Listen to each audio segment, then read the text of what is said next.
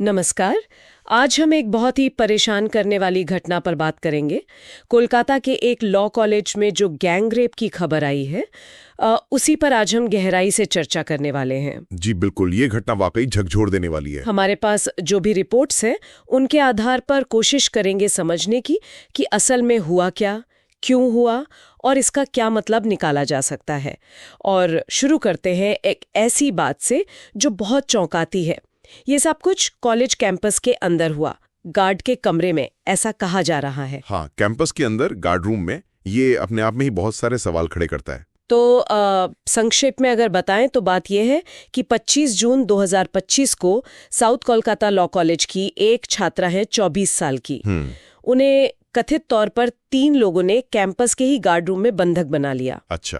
इन 3 लोगों में 2 सीनियर छात्र हैं, प्रमित मुखर्जी और जैद अहमद, और एक पूर्व छात्र नेता है, मनोजीत मिश्रा। मतलब छात्र और पूर्व छात्र। जी। और आरोप बहुत बहुत गंभीर हैं। बंधक बनाना, रेप करना, और ये भी कि उसका वीडियो बनाने की धमकी दी गई। उफ। और अगर लड़की ने विरोध किया तो हॉकी स्टिक से पीटा भी गया। ये तो बहुत ही भयानक है। 7 घंटे की फुटेज की भी बात आ रही है। हाँ, करीब 7 घंटे की सीसीटीवी फुटेज है जो कहीं ना कहीं इन आरोपों की तरफ इशारा कर रही है, ऐसा रिपोर्ट्स में कहा गया है। देखिए, ये सिर्फ एक भयानक अपराध ही नहीं, ये तो सीधे सीधे कैंपस की सुरक्षा पर एक बहुत बड़ा सवालिया निशान है।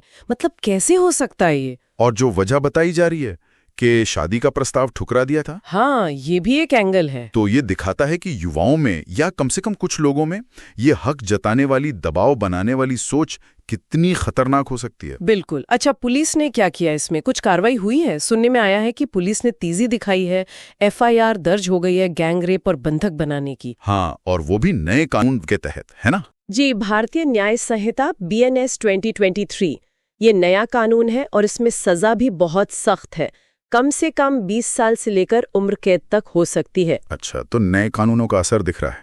हाँ, और पीड़िता का बयान भी मजिस्ट्रेट के सामने दर्ज हो गया है, वो भी नए वाले BNSS भारतीय नागरिक सुरक्षा संहिता के तहत। ये अच्छा है कि कानूनी प्रक्रिया तेजी से आगे बढ़ रही है। SIT वगैरह भी बनी है शायद। जी हाँ, एक स्पेशल इन्वेस्टिगेशन टीम SIT बना दी गई है जांच के लिए। और गिरफ्तारियां भी हुई हैं। तीनों मुख्य आरोपी तो हैं ही। हाँ, तीनों मुख्य आरोपी तो गिरफ्तार हो ही गए हैं। साथ में उस वक्त जो गार्ड ड्यूटी पर था, पिनाकी बनर्जी, उसे भी गिरफ्तार किया गया है। गार्ड को भी? क्यों? घोर लापरवाही के आरोप में, क्योंकि CCTV में वो दिख रहा है, लेकिन उसने कथित तौर पर कोई दखलंदाजी नहीं की। ओह, मतलब वो वहीं था पर उसने कुछ किया नहीं। ये तो और आरोपियों के फोन भी जब्त कर लिए गए हैं जिनमें वो वीडियो क्लिप होने की बात है। फोरेंसिक जांच चल रही है। और राष्ट्रीय महिला आयोग NCW ने भी दखल दिया है शायद। हाँ, NCW भी मामले पर नजर रखे हुए है और उन्होंने पीड़िता की सुरक्षा सुनिश्चित करने को कहा है। ठीक है। लेकिन क्या ये सिर्फ एक अकेली भयानक घटना है या इसके पीछे कुछ और भी है? कुछ विश्लेषण तो कह रहे हैं कि इसके तार कैंपस के माहौल और यहाँ तक कि राज्य की राजनीति से भी जुड़े हो सकते हैं। बिल्कुल बिल्कुल, ये बात कई लोग कह रहे हैं। देखिए, एक बहुत बड़ी वजह जो मानी जा रही है वो है पश्चिम बंगाल में कई सालों से छात्र संघ चुनावों का न होना। अच्छा, उसका क्या कनेक्शन है? कनेक्शन ये है कि चुनाव न होने से क्या हुआ कि जो राजनीतिक दलों से जुड़े छात्र गुट हैं, खासकर जो सत्ता में पार्टी है उससे जुड़े गुट, उन्हें कैंपस में एक तरह की अनौपचारिक पावर मिल गई। कोई जवाबदेही नहीं रही। इसे कुछ लोग फ्रेंचाइजी पॉलिटिक्स भी कह रहे हैं। फ्रेंचाइजी पॉलिटिक्स मतलब जैसे कोई बड़ी पार्टी अपनी छोटी शाखा चला रही हो कॉलेज में बिना किसी रोक टोक के। और साथ में ये भी है कि छात्र राजनीति ज्यादातर पुरुषों के हाथ में रही है, तो वो एक पितृसत्तात्मक सोच भी हावी रहती है। हाँ, ये तो है। एक और आंकड़ा ध्यान देने लायक है। पश्चिम बंगाल में महिलाओं के खिलाफ अपराध की दर राष्ट्रीय औसत से ज्यादा है। लेकिन सजा की दर कम है। तो इससे ये भी लगता है कि शायद बहुत से मामले रिपोर्ट ही नहीं होते, या फिर जांच में कहीं कमी रह जाती है। ये तो चिंता की बात है। और इस घटना के बाद माहौल कैसा है? जाहिर है गुस्सा तो होगा लोगों में। हाँ, बिल्कुल। पूरे राज्य में विरोध प्रदर्शन हो रहे हैं। राजनीतिक रूप से भी मामला बहुत गर्मा गया है। विपक्षी दल मार्च निकाल रहे हैं, कानून व्यवस्था पर सवाल उठा रहे हैं। हाँ, मैंने देखा बीजेपी, कांग्रेस की यूथ विंग, CPIM, कई महिला संगठन सब सड़कों पर हैं। बीजेपी ने तो एक फैक्ट फाइंडिंग कमेटी भी बना दी है। और वो मुख्यमंत्री का इस्तीफा भी मांग रहे हैं। जी, दूसरी तरफ राज्य सरकार है, सत्ताधारी टीएमसी है, वो कह रही है कि निष्पक्ष जांच होगी। उन्होंने ये भी कहा है कि जो मुख्य आरोपी है प्रमित मुखर्जी, उससे पार्टी का अब कोई लेना देना नहीं, 2022 से ही वो किसी पद पर नहीं था। हालांकि एक टीएमसी सांसद ने कुछ ऐसा कह दिया जिस पर काफी विवाद हुआ, काफी असंवेदनशील टिप्पणी मानी गई वो। अच्छा। तो हाँ, ये अब एक बड़ा राजनीतिक मुद्दा तो बनी गया है। तो ये सब देखते हुए सवाल ये उठता है कि आगे क्या, मतलब ऐसी घटनाएं दोबारा न हो, इसके लिए क्या किया जा सकता है? क्या सुझाव आ रहे हैं? देखिए, कई सुझाव हैं और सब बहुत जरूरी हैं।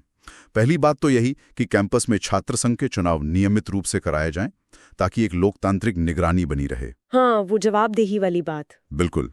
दूसरी बात, पुलिस को बिना किसी राजनीतिक दबाव के अपना काम करने दिया जाए, पूरी स्वायत्तता हो। ठीक। तीसरा, कैंपस की सुरक्षा को बहुत मजबूत बनाने की जरूरत है।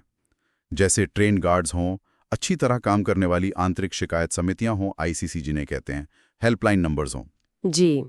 चौथा, अगर कोई राजनीतिक रसूख वाला व्यक्ति भी हिंसा में शामिल है तो उसके खिलाफ 0 टॉलरेंस होना चाहिए, कोई नरमी नहीं। सही बात है। पांचवा, लोगों को, खासकर छात्रों को, सहमति क्या होती है, लैंगिक सम्मान क्या होता है, इस पर जागरूक करना। और ये भी कि अगर आप कुछ गलत होते देख रहे हैं तो आपकी भी जिम्मेदारी बनती है दखल देने की, जिससे बाइस्टैंडर इंटरवेंशन कहते हैं। हाँ, ये बहुत जरूरी है।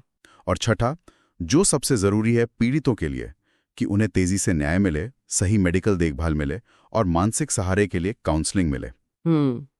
तो संक्षेप में कहें तो पितृसत्ता वाली सोच और ये जो राजनीतिक पकड़े कैंपस पर, इन दोनों से निपटना होगा। तो ये थी इस पूरी गंभीर घटना पर हमारी बातचीत, इसके पीछे के जो प्रणालीगत मुद्दे दिख रहे हैं और आगे क्या कदम उठाए जाने चाहिए, इस पर भी हमने बात की। हाँ, और अंत में एक बात शायद सोचने के लिए है कि ये मामला सिर्फ कानून और व्यवस्था का नहीं है।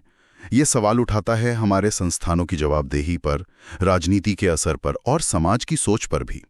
असली बदलाव लाना है तो सिर्फ कानून काफी नहीं होगा, हमें सांस्कृतिक स्तर पर, व्यवस्था के स्तर पर गहरे बदलाव करने होंगे।